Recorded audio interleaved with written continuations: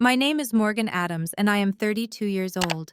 I'm the forgotten middle child of the Adams family, a family name that in Boston business circles has always meant wealth, power, and success.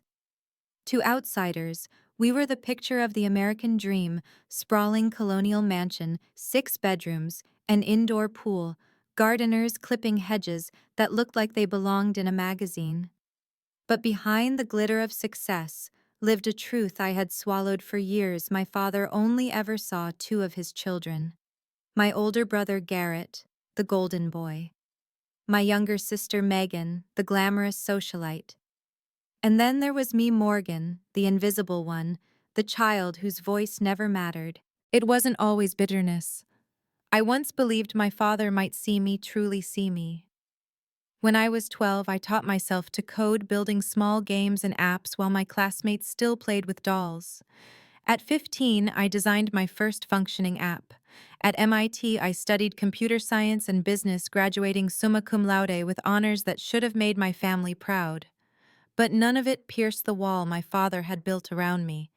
To him, I was just his daughter, the one who should smile politely, marry well, and stay out of real business. I remember the breaking point with painful clarity. I was 22, fresh out of MIT, brimming with ideas.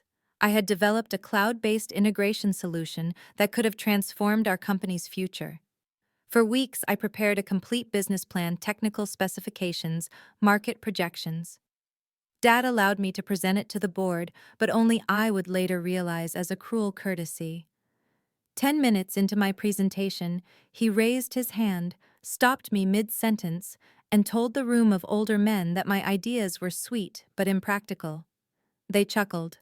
I packed up my laptop with burning cheeks as he dismissed me like a child. That night, I made a vow I would build my own empire. And one day, he would be forced to see me. I left Boston with nothing but $5,000 and a heart full of rage.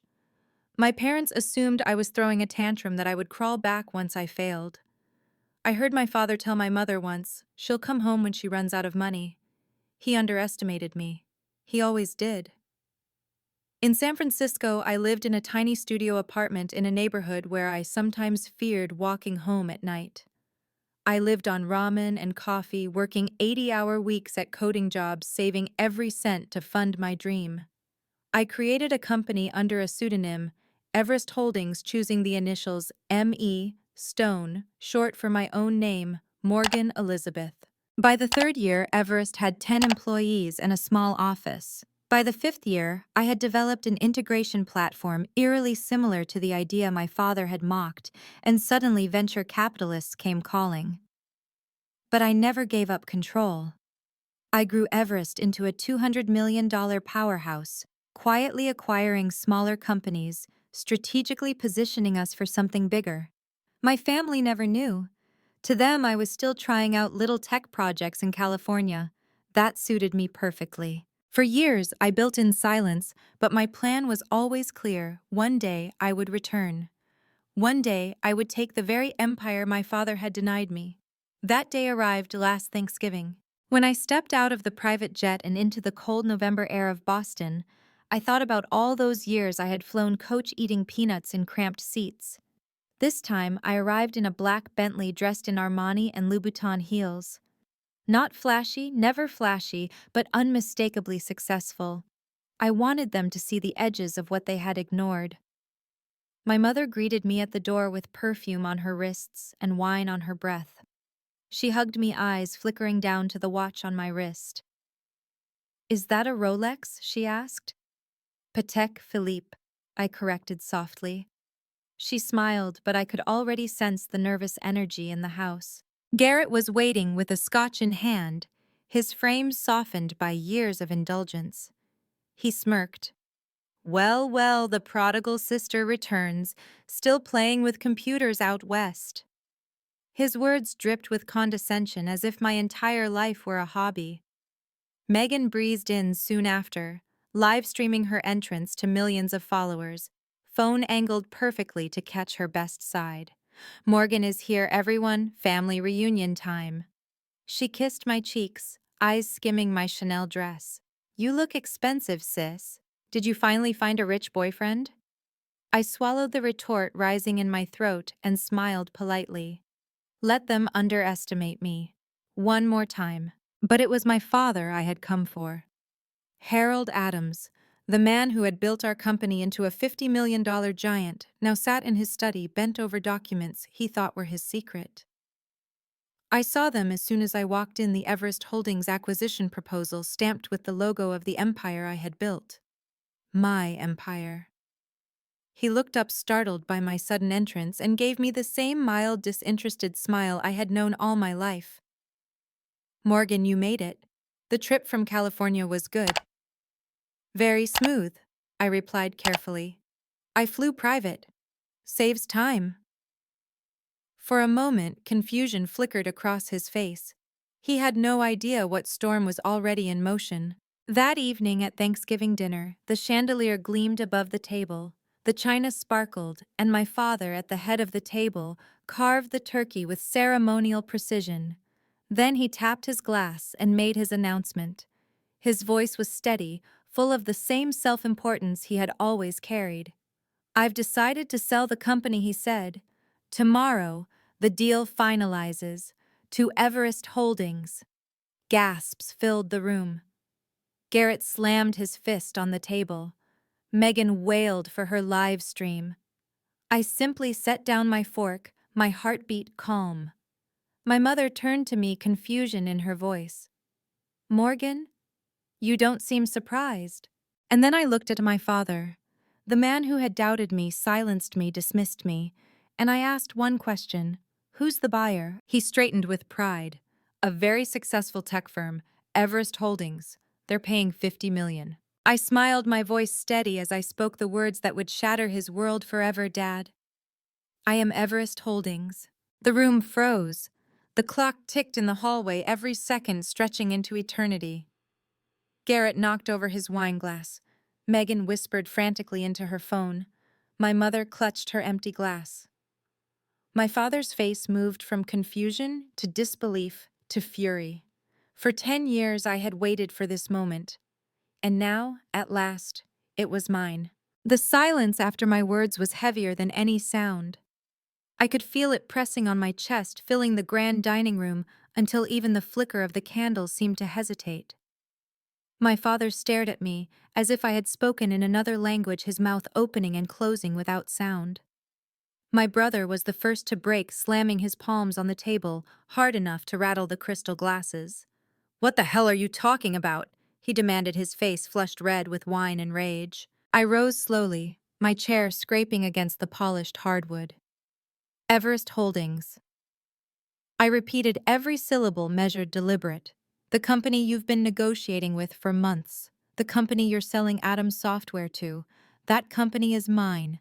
I built it. I own it. I am Everest Holdings. Megan's phone trembled in her hand as she whispered into it, broadcasting our family implosion to thousands of strangers. Oh my God!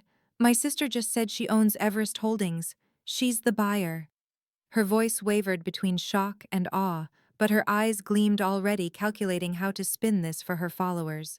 My mother looked between us, her face pale, her wine glass empty, her words slurred but sharp.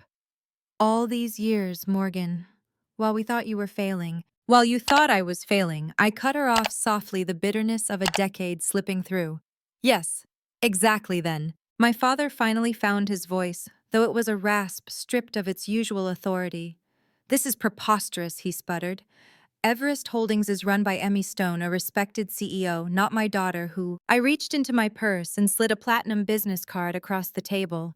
The engraved Everest logo caught the candlelight. Emmy Stone, I said evenly. Morgan Elizabeth Stone, my professional name for the past 10 years. The color drained from his face. He picked up the card as though it might burn him. His hands shook. You deceived us. No, I replied, my voice calm, cutting through the chaos. I protected myself. After you humiliated me in that boardroom, after you dismissed my ideas as childish, I knew I would never be given a place here. So I built my own. I created the product you laughed at. I raised the money you said I'd never find. I grew a company that's now worth $200 million. And now, Dad, I've bought yours. The words hung in the air like smoke. Garrett's face twisted with fury and he spat across the table. You've been spying on us, planning this. You plotted against your own family. I turned my gaze on him, steady, unflinching. Not spying. Research. Public reports, market analyses tools any competent leader should use. The truth is, Garrett, I didn't need to sabotage anything. You and Dad did that yourselves. The company has been bleeding for years. Outdated systems, poor management, market share slipping. I just positioned Everest to catch the fall. My father's fist came down on the table with a crack that made the silverware jump. You've disgraced this family. You can't be my daughter and the person who stole my company. You cannot be both. For a moment, the child in me, the one who had longed for his approval, who had once cried herself to sleep in that house, felt the sting of his words. But then the woman I had become, the CEO, who had clawed her way to power through grit and fire, spoke for me. That's where you're wrong, Dad. I am both. I always have been. You just refuse to see it. Garrett shot to his feet, his glass toppling, red wine bleeding across the white linen like spilled blood. His voice cracked as he pointed at me. You planned this for Thanksgiving just to humiliate us. Yes, I said, meeting his rage with calm steel. I planned it for Thanksgiving because I knew you'd all be here. And because 10 years ago, at this very table, you were handed the vice presidency you never earned, while I was told my degree and experience weren't enough for an entry-level role. Tonight, the circle closes. Megan lowered her phone at last, mascara streaking her cheeks. Her voice was small, childlike. So, you're our boss now. Technically, yes, I said. But don't worry, the company structure is about to change. No more empty titles, no more inherited positions. From now on, you'll either work or you'll leave. My father pushed back his chair, his face purple with rage. This deal is off, he thundered. I will not sell my company to my own daughter as some act of vengeance. I shook my head slowly, pity almost softening my tone. The deal is already signed. The board approved it. The contracts are legally binding. As of tomorrow morning, Dad. Everest owns Atom Software, whether you like it or not. For a moment, he looked as though he might collapse under the weight of it all. His eyes darted across the table, searching for an ally, but found only Garrett's panic and Megan's streaming camera. My mother reached for the wine bottle with trembling hands, and me, I stood taller than I ever had before, my voice steady with the power of 10 long years. It's done, I said, and there's nothing you can do to stop it. The dining room erupted the moment I finished speaking. Garrett lunged toward me, his chair toppling backward, his voice hoarse with fury.